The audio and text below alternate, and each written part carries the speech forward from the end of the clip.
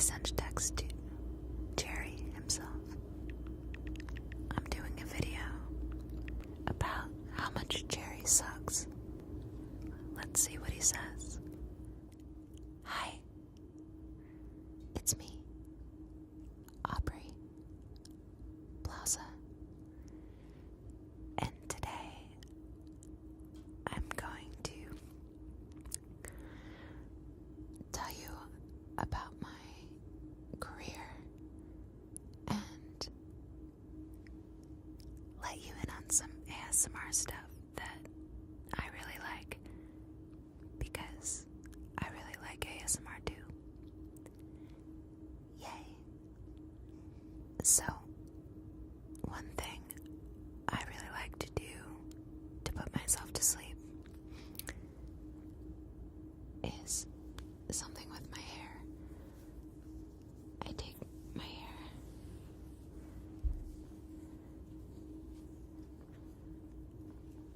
I mess with my hair a lot, so this is just one thing I like to do. But I do this all the time when I'm anxious or really uncomfortable. I take a strand of my hair, like a medium section, and I make a loop like this, and then I put it in my ear, and I listen to it. It talks to me. I'll do the sound into the mic so you can hear it.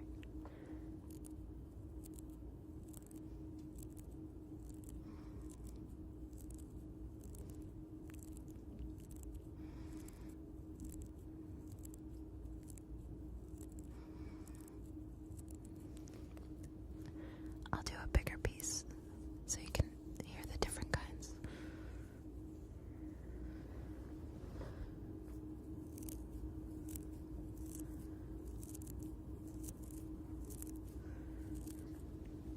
Now I'll do two, because sometimes when I'm really freaked out, I do two strands in both of my ears, like this.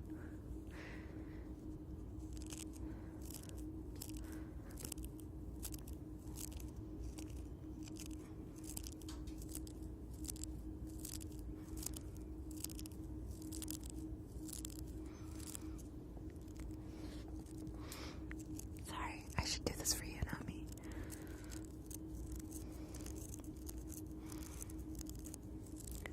You should know that this is really unhealthy for my hair and basically destroying it, but it's worth it, and you know why. So, before I talk about myself, I just want to dedicate this entire video to Molly Shannon, because when we were in Italy, she told me that she's affected by ASMR, specifically this. So Molly, this is for you.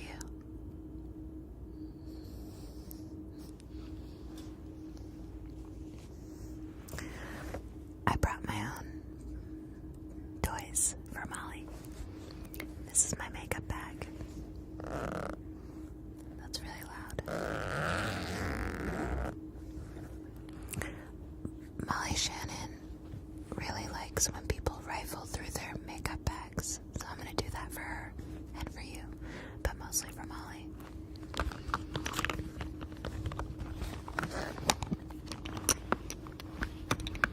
This is my actual makeup bag.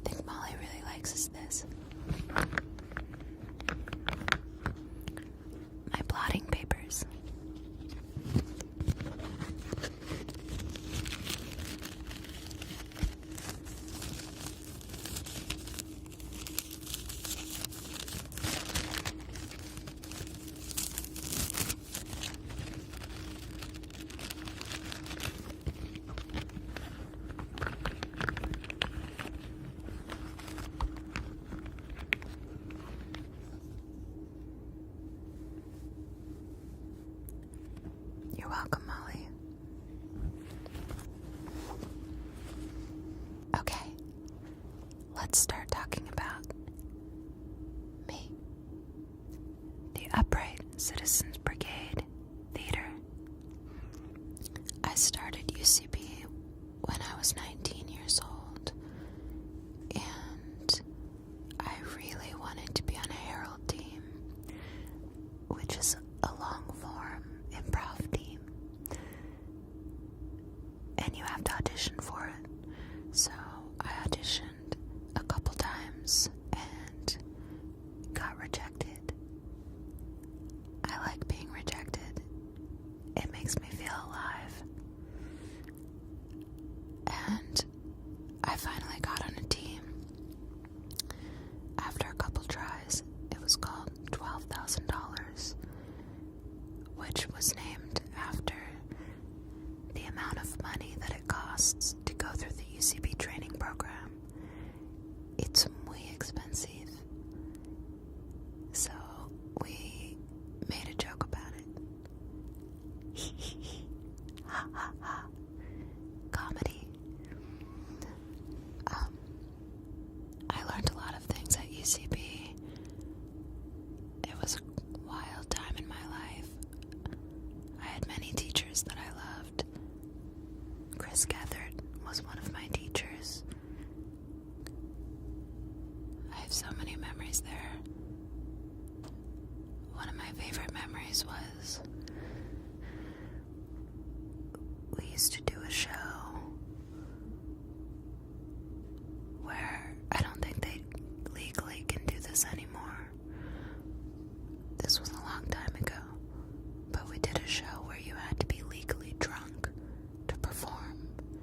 In fact, they would breathalyze you on stage, and if you weren't legally drunk, you had to leave the stage. This is why UCB is the best, and always will be. I don't remember what happened that night, but I'm pretty sure it involved me holding a mic stand, just like this, but there was no microphone, and I was really drunk, screaming into the mic stand, but no one could hear me because there wasn't this fuzzy friend amplifying my voice to the audience. And I'm pretty sure that Ellie Kemper and I made out on stage. You heard it here first. Ask her. It happened. One of the most famous shows at UCB is called Ass Cat. So I'd like to represent the Ass Cat ASMR for you with some soothing cat sounds. Meow.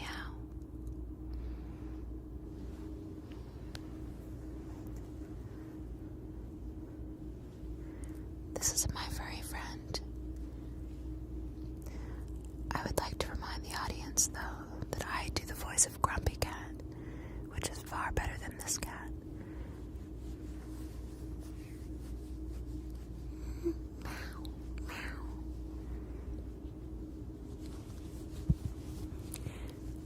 I think this cat is full of beans.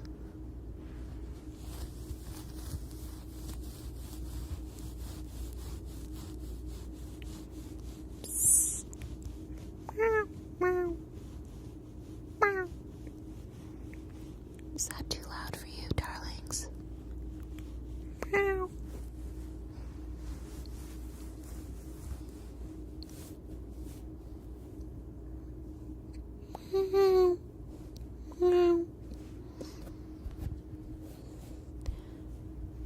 What do you think about Grumpy Cat?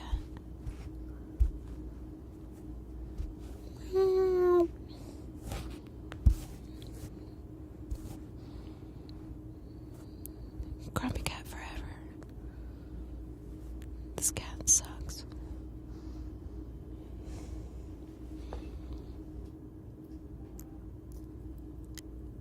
The NBC page program.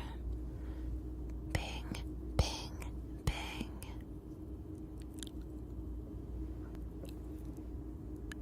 When I graduated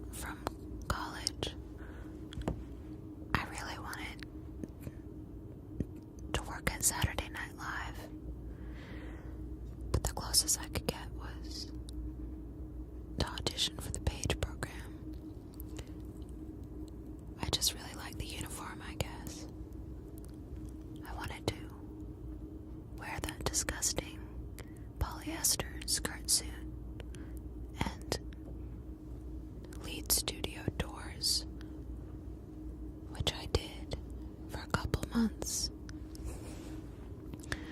It didn't work out for me in the page program because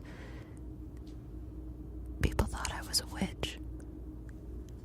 I had one friend in the page program, and her name was Meg Ryan. For real, that was her name.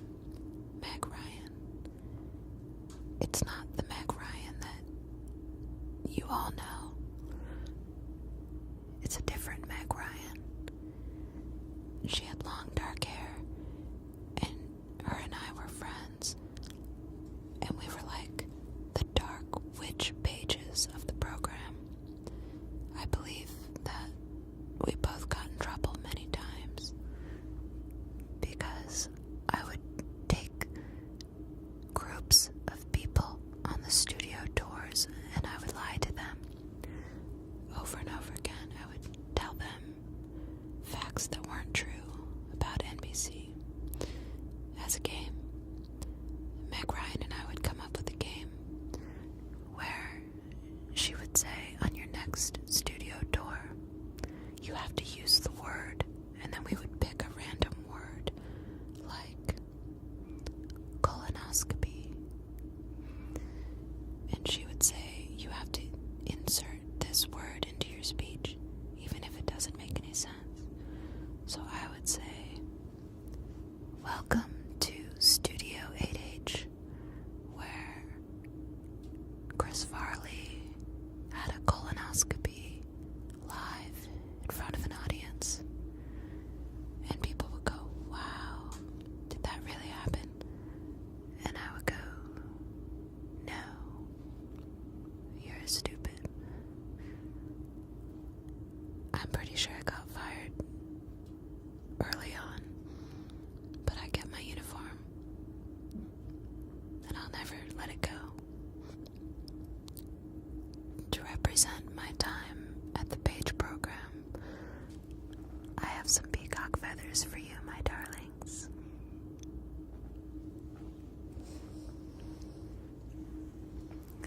If you remember, the NBC peacock is a thing.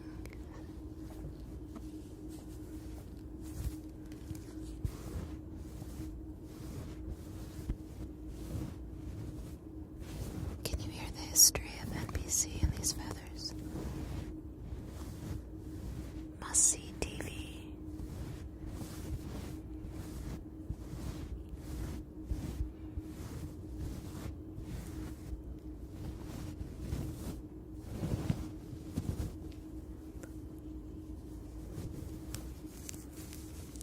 I wonder if I can do my little hair trick to these feathers. Let's see.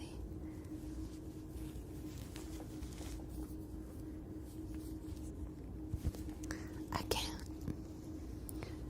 Go figure.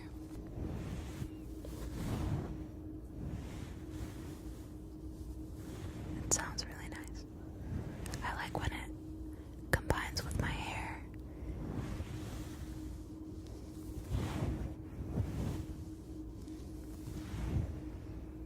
This is getting really weird. Just like NBC got really weird in the early 2000s. Let's not forget.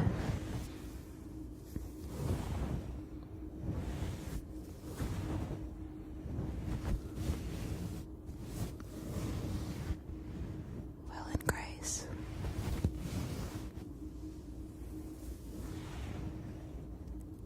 Mad About You.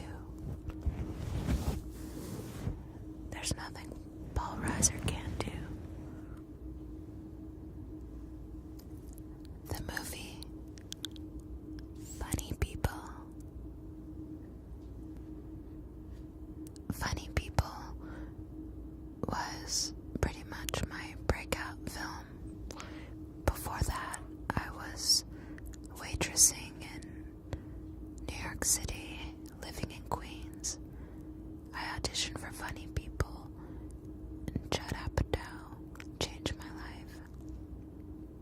It was pretty crazy how I got cast in Funny People because Judd Apatow wanted to cast a stand-up comedian, and I auditioned with the scenes and sent in a tape, but I wasn't a stand-up comedian. But I pretended to be. I took the mic, just like this mic, and I got up on stage, and I did 5 minutes of jokes that I made up, and I had my friend tape it, sent it in, and then Judd cast me. 2 weeks later, I was in Los Angeles. I wasn't old enough to rent a car, and I was poor, so I lived in the Days Inn on Hollywood Boulevard for 2 weeks with a bunch of Swedish tourists, and I rented a car from Rent-A-Wreck, which was the only place that would let me rent a car, and I would drive to Sony Studios and park next to Adam Sandler's Maserati. I don't know if he had a Maserati, but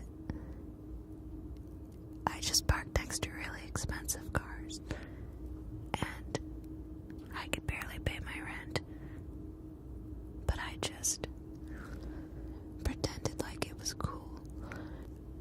It was wild.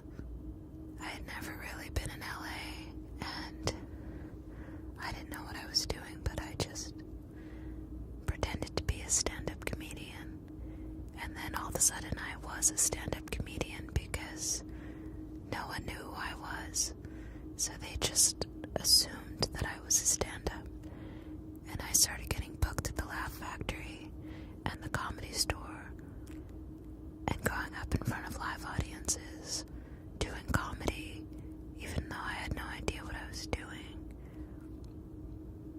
I tricked them all. Now, to represent my time as a stand-up comedian when I was on Funny People, I'm going to give you the sounds of a stand-up microphone.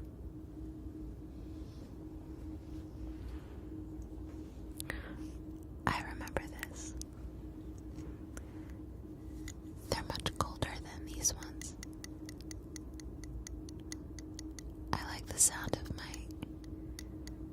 rings tapping against the mic.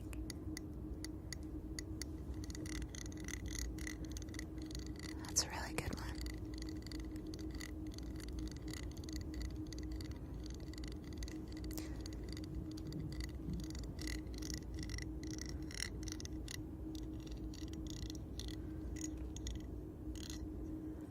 I remember one of my early jokes as a stand-up comedian. I'll try a different ring.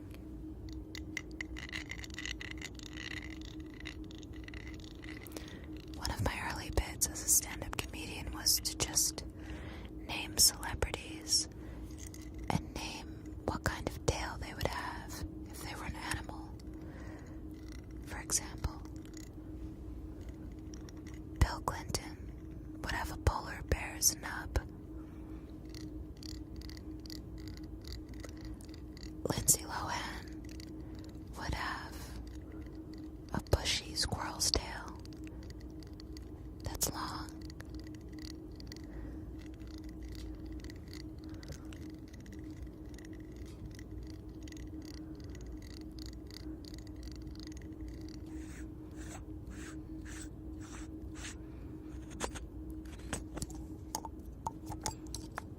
Oh wow.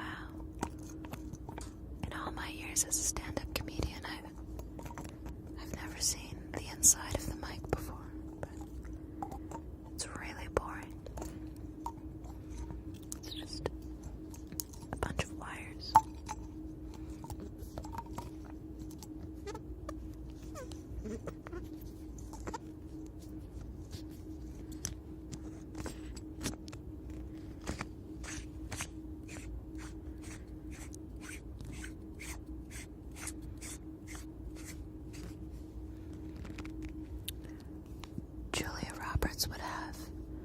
a show pony's tail. Beautiful, thick, lustrous tail. Bouncing in the wind.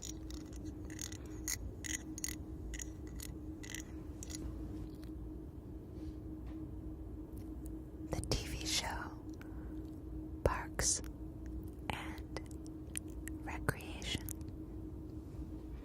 The funny thing about Parks and Recreation is that I didn't audition for that show. I had a meeting with the creators of the show, and I guess in that meeting I was so weird that they decided to create the character for me. So in the original pilot episode of Parks and Recreation, the character of April is actually named Aubrey. Aubrey. Aubrey. Aubrey. But of course they had to change it when it went on television to April. April.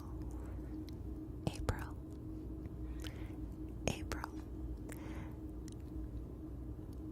And I don't know what to say about it. I definitely feel like that character is a big part of me.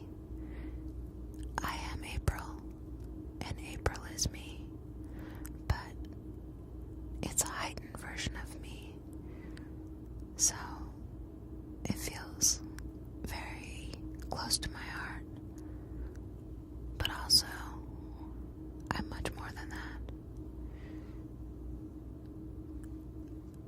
I was on that show for 7 seasons. I don't know why, but that show has a kind of psychic, beautiful love energy radiating out of it because we all loved each other so much, and you can tell when you watch it. And I think that the show kind of reminds audiences that comedy doesn't have to be mean-spirited. It can come from love. Except we can all still hate Jerry, because Jerry sucks. Jerry deserves to die. To represent April Ludgate, I will now use the sounds of texting on my phone, my personal phone. I just like to first show you that I have 2 stickers on my phone. One says, hot old guy. And one's a picture of a fox because I like foxes. Okay, now we text. I'll send a text to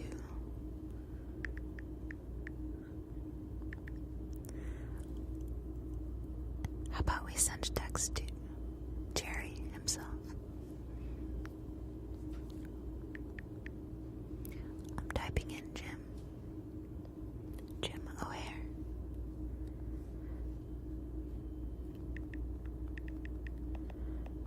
Hi Jim. This is you know who.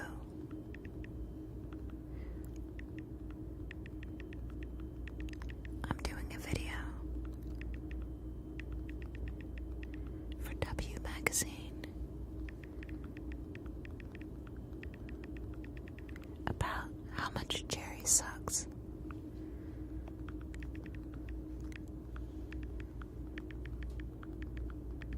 What do you think of that? Question mark, exclamation point. Send. Let's see what he says.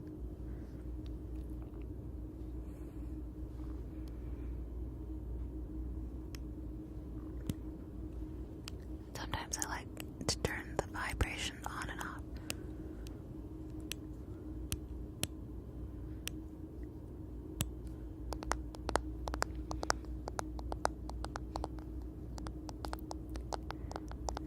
wait to see if he responds.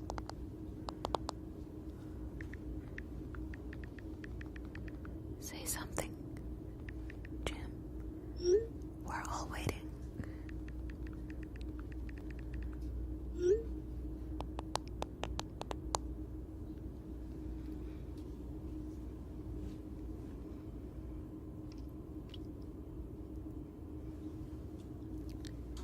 He's typing right now.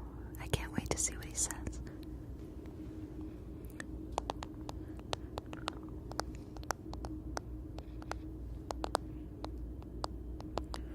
He's really thinking this text over.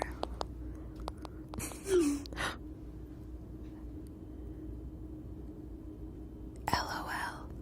I don't believe you'll be able to come up with anything negative to say about Jerry. If you can, go for it. Smiley face. What a dumbass. He really sucks. I'm deleting him from my phone. Ha ha ha. You suck.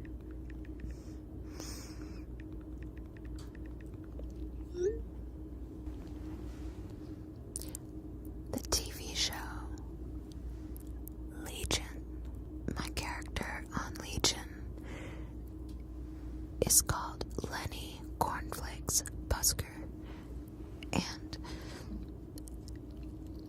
it was a very strange process for me to be on this show because the character was originally written for a man. And when I first met with Noah Hawley, he looked at me. I was on crutches at the time because I had torn my ACL playing basketball. And he just said, "What about the role of Lenny?" And I said, "The drug addict, middle-aged man in the mental institution." And he said, "Yes." And I said, "I don't know, that seems weird." But then he told me that Lenny, by the end of the first season, becomes the Shadow King, which is the villain of the show. And I said, "Sign me up. That sounds fun." So that's what I did. I became a powerful, evil, mutant, psychic villain named the Shadow King. However, in the second season, my character took a very sharp left turn. The Shadow King has relinquished Lenny's body and moved on. So what happens to Lenny? I don't know. It's a very complicated character, but ultimately, I think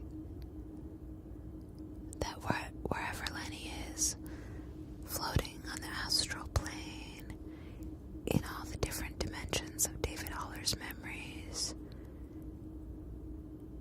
she's optimistic and is always hoping for the best. She's a tragic character, and I like playing her, but it's emotionally draining sometimes and physically exhausting because I'm being tortured a lot and used by this evil villain, mutant. Sometimes I forget that I'm in the Marvel universe, but I really like being on a Marvel show because the audience really cares about the characters and they're really invested in the characters, and that's really nice. And it's really fun to have powers. Sometimes in the first season, all I would do would be like something like this. And someone would die.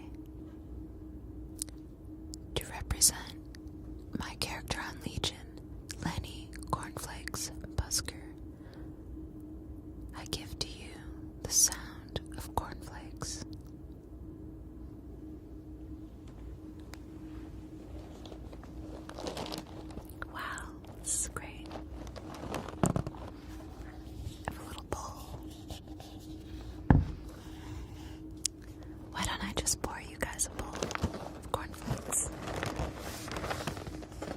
I'm just gonna open it first.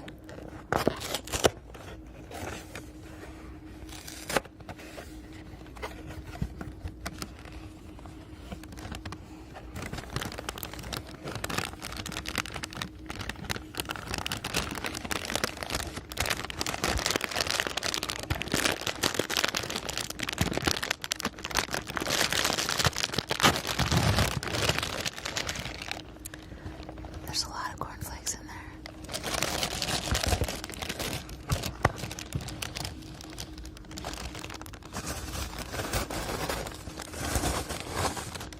I'll pour them out first.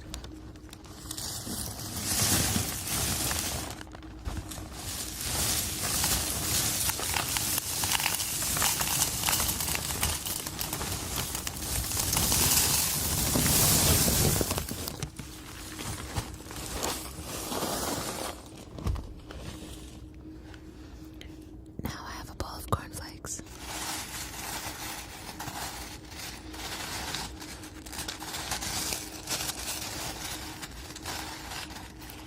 They smell like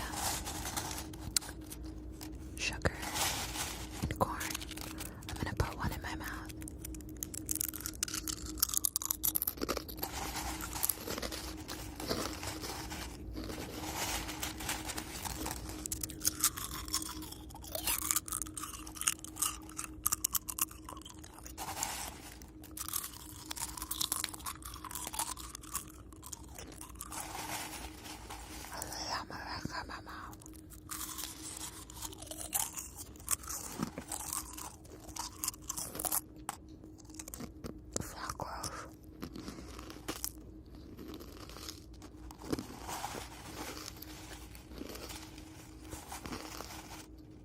I wish I had some milk.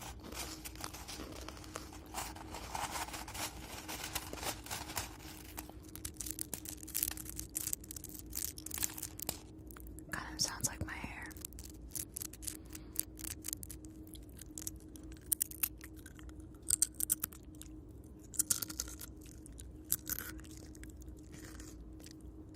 Is that really gross?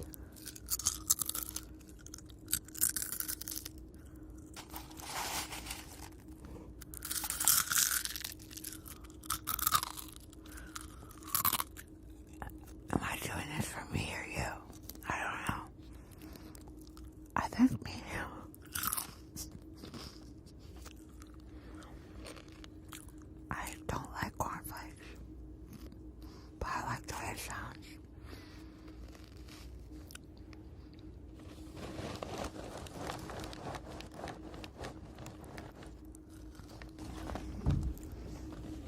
Before I say goodbye to you, my darlings, I'm just gonna clean off the